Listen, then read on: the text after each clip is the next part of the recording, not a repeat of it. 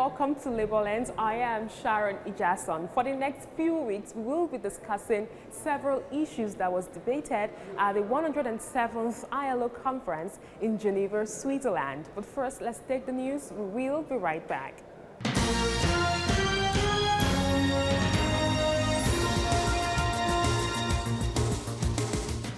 The Institute of Chartered Secretaries and Administrators of Nigeria held her 17th induction in Lagos, Nigeria, with the theme Maintaining a Competitive Edge as a Professional. According to executives of the institution, corporate law, corporate administrators, corporate secretaries contribute to good governance and total economic development in the country. An opportunity for us to bring them in, those who are coming in as graduates, associates and fellows, to appreciate the efforts they have put in so far and recognize the fact that they are members now at different cadres, and we have this opportunity to bring them closer and let them understand that it is not just about getting the certificate and being inducted. It's also about getting closer to the institute, because the institute needs them. We want to encourage them to participate in the activities of the institute.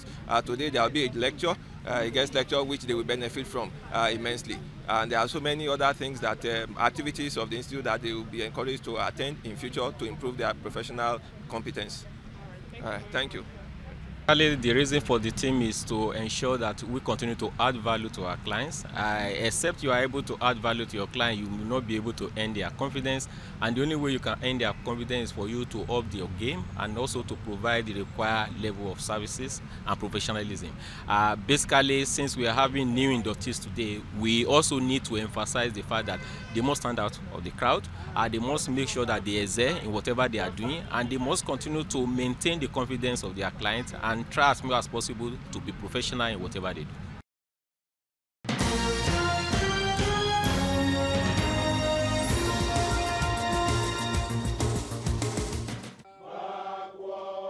Oil Workers Union NUPENG has given a 21-day ultimatum to rail transport owners to honor an agreement it reached with the union in 2016 or face an industrial action.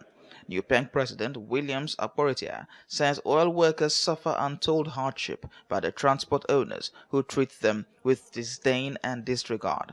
He says drivers of petroleum trucks whose lives come under threats while performing their duties are neglected by their transport owners. We find it extremely important to express our displeasure over failure of the employers of our petroleum tanker drivers members, that the Nigerian Association of Road Transport Owners, NARTO, to implement the collective bargaining agreement CBA reached with the union since 2016.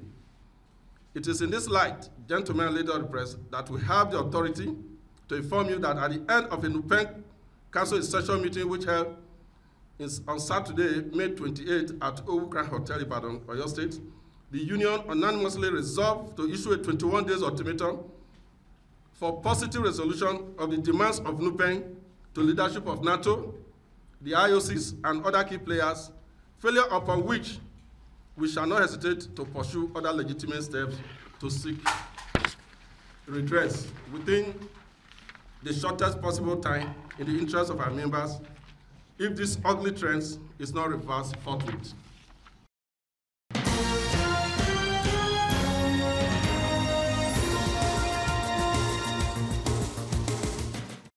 The election of the President of the Nigerian Labour Congress, Ayuba Waba, as Vice President of the Governing Board of the International Labour Organization in Geneva has generated an atmosphere of hope for workers in Nigeria and the African continent in general. He is the sole representative of African workers and trade unions on the prestigious board. It was the first day of the workers' group meeting. Nigeria, and particularly the president of the NLC, was elected even in absentia as the president of the vice president of the 107 session of the ILO. And I think it's progress, and therefore by that we are members of the selection committee for this 107 session. So actually it's progress, and that is to recognize the fact that NLC have been able, and Nigerian workers have been able to regain their position. Some labor leaders who are delegates at the International Labour Conference reacted to the development, noting that serving on the board of the ILO will give Nigeria and other African countries a voice at the international stage. It's a very big opportunity because presently now the situation in Nigeria were presented at the ILO today. What happens in Kaduna State and Kogi State. How the government just woke up one day and said he prescribed the NUT, the NOGE in the Kaduna State, likewise Kogi. So all these things, and even the killing in the labor circle. Even see from the paper presentations on issues of Nigeria, we had a cooperation from many countries, and it's because of the influence as a member of the board. With this additional position being added, I can assure you of more influences that we'll get internationally, and that will influence some of the decisions, technical decisions that will be taken at the headquarters of ILO. As countries push different positions and report the situation in the world of work at the ILO plenary, the executives of the old United Nations agency reaffirmed at this gathering that promoting workers' rights at work, encouraging decent employment opportunities, and promoting decent work are key to attaining the 2030 Agenda for Sustainable Development.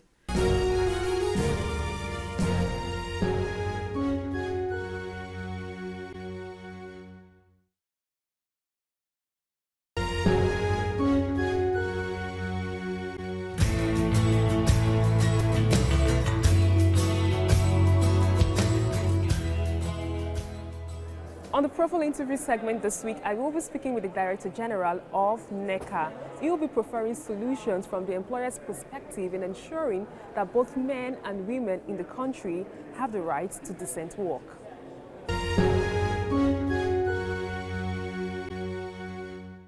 Okay, it's good to have you on the program. Thank you very much. It's a pleasure seeing you again. Okay, a lot is actually happening at the ILO conference here in Geneva. And for me as a Nigerian, I'm actually disturbed or concerned about the minimum wage, which actually is supposed to be reviewed right now, but we're yet to get any information. And our own minister has actually said that there's every possibility that by the end of September, which the government has promised, we might not be getting a new figure. So I would like to ask you, from the employer side, are you ready to ensure that Nigerians have a living wage? First, the whole issue of collective bargaining is not new to the private sector. In fact, the private sector in Nigeria will qualify as what I would call the benchmark for the best practice in collective bargaining. Outside the national minimum wage discussion we're having now, the private sector in Nigeria is quite adept and quite experienced in engaging the trade union in negotiation over the years. So the current national discussion that is going on is not strange to us. But one point we must bear in mind is the fact that the dynamics of negotiation, the dynamics of discussion is such that you can't say specifically when a particular negotiation will end. It might be plus or minus 1 month. So as employers' representatives, we're always careful in trying to say that a particular negotiation will end on a specific date. What is of utmost importance is good faith by all parties that are involved in negotiation. And for as long as the parties that are involved in negotiation are making progress, and all of them are quite honest with themselves, and then we then think that the issue of when that negotiation will end will become secondary, knowing fully well that all the parties that are involved are dealing with each other in good faith. So as far as the employers is concerned, the negotiation ends in August, all well and good. But if the dynamics of the negotiation is such that we need to extend the time, we simply have to accept that. Okay, here at the ILO conference, gender equality is one of the sub-themes for the Director General this year. So I'm concerned about the advocacy that women should actually have equal pay for equal work. Globally, it seems to be a challenge. Is there any plan or any framework or any discussion that is ongoing to ensure that women's rights are protected in offices? Well, equal pay for equal work. I don't think it's really an issue in the formal sector of the economy in Nigeria. At least for the constituent which we represent, there are procedures, there are formal wage structure, and those formal wage structure does not discriminate against women. If you are coming in as a fresher into any organization in the formal employment sector, which I know in Nigeria, you're going to earn the same wage with your male counterparts. So as far as the formal sector of the Nigeria economy is concerned, issue of differentiation of wage based on gender has not really been an issue, right? It might be a different ball game in the informal sector, which we really don't have very control over. But in most enterprises that are captured within the formal sector of Nigeria, the structure of the company, the principles of the company in terms of wage management does not leave room for discrimination on account of wage. But what happens to women actually vying for directors' position? There are so many offices that when it comes to appointments, there's actually some times whereby the question of being a woman being a challenge. Well, not to my knowledge, because I do know of quite a number of companies in Nigeria that have appointed women to their boards. The interest of the private sector most times is on merit, it's on performance, it's on productivity. And as I've said, the constituents we represent appreciate the importance of merit, competence, productivity, and performance in determining who should occupy an office. It is not unlikely that probably in the course of climbing the ladder to attain that position, some issues might crop up that might give the semblance of discriminations against women, probably on issues like maternity. But those are far and in between, I must say. But you also have NUI on the, I don't know the right pronunciation now, you have the women's wing in NECA. How would you say they are faring? The NECA's Network of Entrepreneurial Women. Yeah, so how can you share that experience with us? The NECA's Network of Entrepreneurial Women actually represents women's entrepreneurs in Nigeria. And the whole idea actually is to support these women to build up their capacity, to sustain their businesses, and move on to the next phase of growth. And beyond that, their focus has been on trying to support building women entrepreneurs, right, to make success of their businesses. That has really been the main focus of the NECA's Network of Entrepreneurial Women. Okay, and would you, so far, how would you rate the growth while trying to integrate them into the formal sector? It's been phenomenal. Okay. The NECA's Network of Entrepreneurial Women started as a project office some 12 years back. Just a small desk in my office. But today, they have created their own identity outside the project. They are an independent legal entity of their own, which though still uses the NECA acronym to back itself up. But in the reality of it, it's an independent association of its own. It now has a branch in Port Harcourt. It equally has a branch in Abuja. And we're talking of total membership of well over 500 or 600. I think they've done very, very well from that small beginning of a project office in one corner of our office in Lagos. They have blossomed and have offices in Lagos, Abuja, and in fact, they are in the process of setting up 2 other offices, one in Abeokuta and one in Ilorin. So they've done pretty well in trying to provide support for building women entrepreneurs.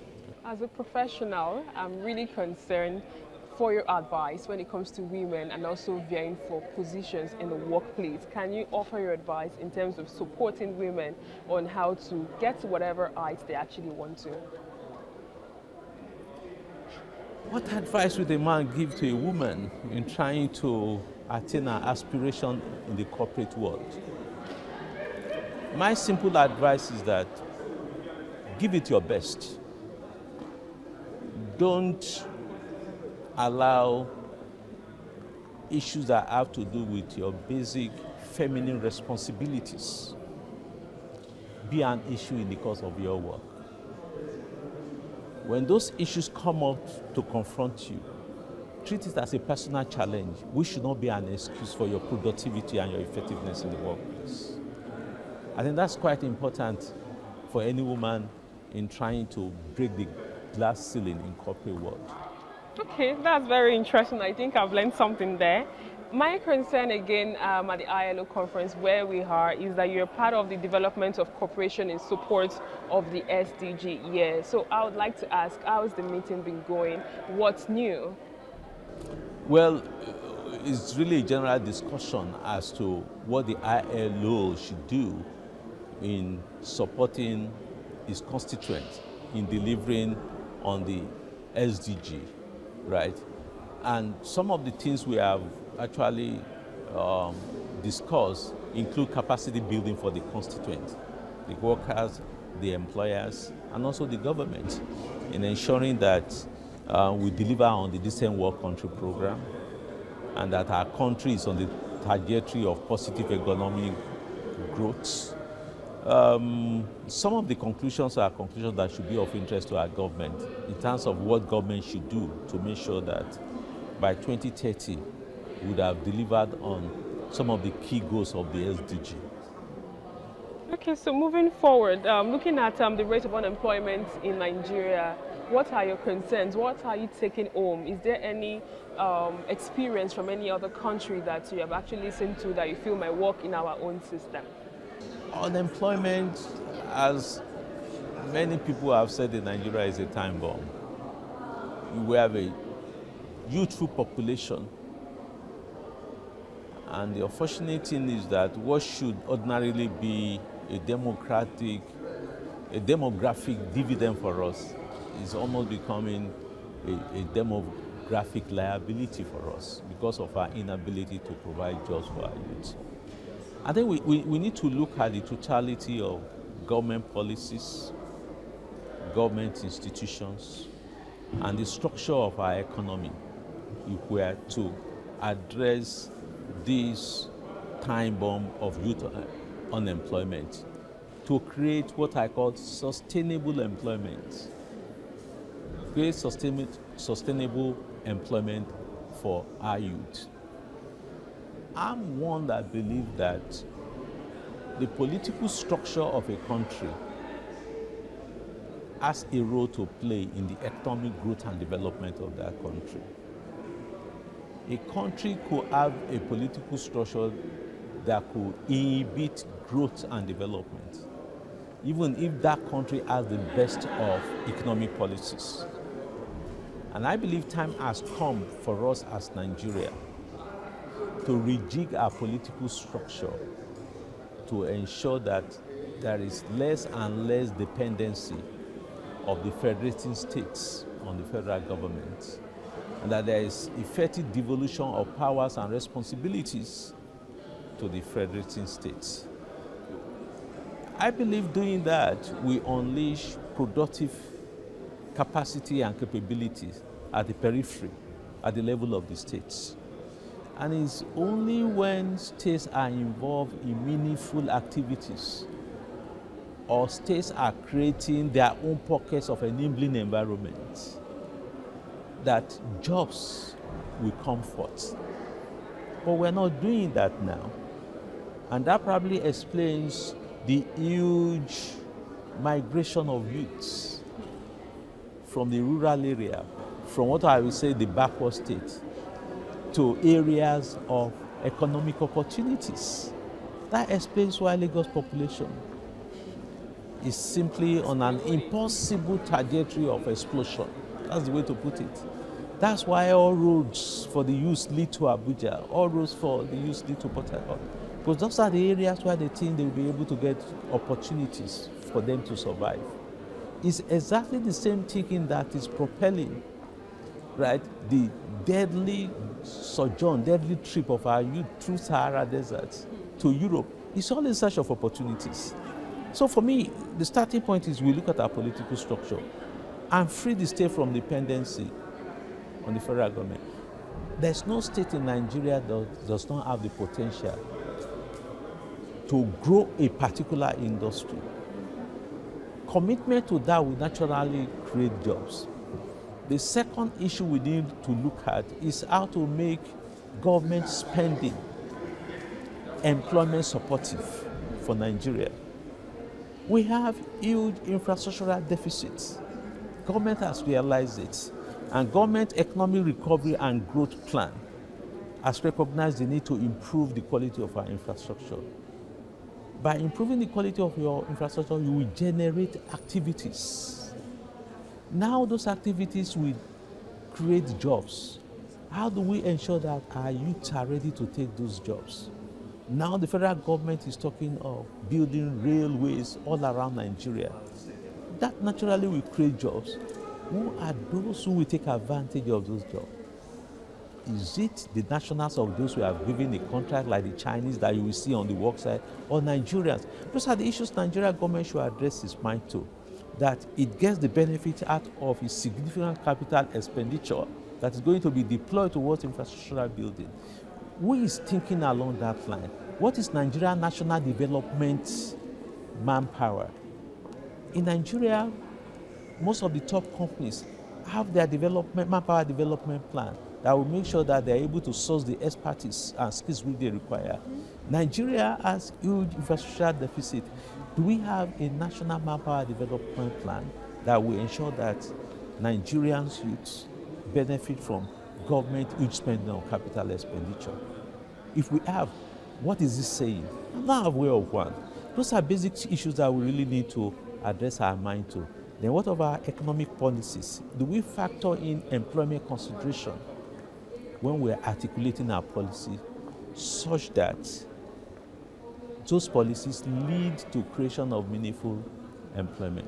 And in that wise, when we want to commend government in terms of taking, in terms of putting certain items on list of items prohibited for foreign exchange. And that particular action, even though if one should really examine it, the approach was rather too drastic and not well planned, has actually led to some diversifications in our economy. And from projection in 5 years' time, Nigeria will be net exporter of rice. That's commendable. Again, look at government policy on cement, which has been Nigeria net exporter of cement. How can we replicate that same policy in other sectors of the economy? And what is the key ingredient of that policy? Local content development. So how can we really expand the scope of our local content development in such a way that jobs are created for Nigeria? Take the case of our refineries. Dangote's decision to go into construction of refineries has huge employment opportunities, probably beyond what Nigerians can even fully annex. Government should take a lesson from that and create enabling environment for more entrepreneurs to come up and embark on wealth creation, which will lead to meaningful employment. It is what I would call government action. What we're beginning to see is really fit and start of our policy. They're not well thought out. And when government changes, the policy changes. How has this affected the employers? How have you been coping with government change, government policies? You call it policy somersault. Yeah. The comment I come up with. Okay, let's give an example.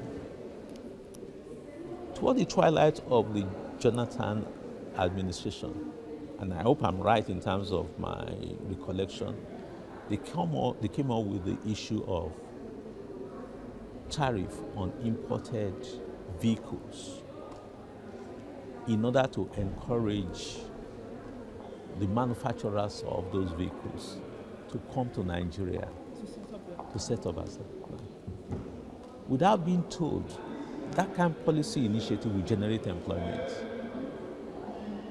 Now, when you now do an assessment of that policy today, what has become of it? It's been so rigid that you cannot even recognize that policy again. But if government has remained very faithful to it, yes, there will be short-term pains, short-term sacrifices to be made. But our focus should be more on the medium and long term. Nigeria has become a huge automobile market. Can't we take advantage of our market potential in such a way that it creates employment for our youth? Government has remained consistent with that policy in spite of the outcry against it by those who are making millions of money from importing fully built vehicles. We would have been somewhere today with that. So the need for government to be faithful to some of those policies is quite important. It was quite interesting having you on the program. Thank you very much. And that's all we can take on today's edition of the program. Join us next week for a fresh edition of the show. I am Sharon Ijason. Thanks for watching, and remember, labor creates wealth.